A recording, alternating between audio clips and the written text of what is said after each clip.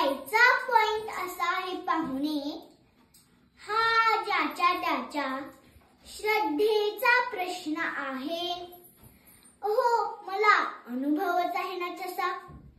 आता आमच्या चाळीतील शेजारी नारू शेट्ट्या नळाच्या पाण्यावरून माझ्याशी रोज भांडायचा। एके दिवशी पूजेच्या वेळी बाबांना सांगितलं, बाबा बघा जरा त्या नाऱ्याकडे। बाबांनी पाहिलं। दुसऱ्या दिवशी नाऱ्या नळाच्या फरशीवरून घसरून टप्प करून धुण्यावर आपटला। 4 दिवस लंगडत होता महाराजा।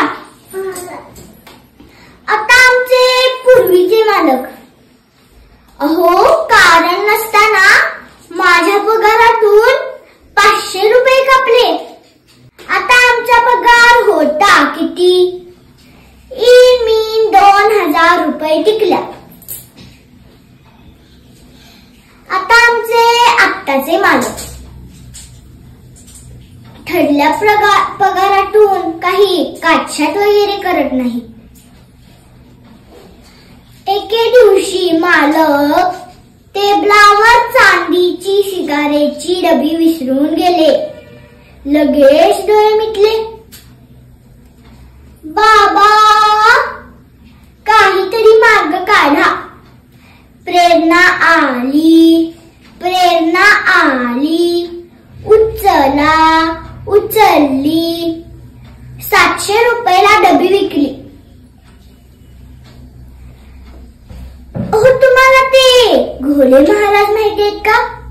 ओहो, संत घोडे महाराज। अमुक दिवशी अमुक वेळी आमचा आत्मा परमात्म्यात विलीन होणार। म्हणजे बघा, स्वतःचं मरण स्वतःच्या तोंडानेच सांगितलं। तो दिवस आला। महाराजांची महापूजा केली आणि एका भक्ताच्या गाडीत बसून त्याच्या घरी जेवायला गेले। लोकांनी मोठी टिंगल केली, टवाळी केली आणि एका माणसाने तर महाराजांना खुद्दच प्रश्न विचारला, अहो तुम्ही जिवंत कसे?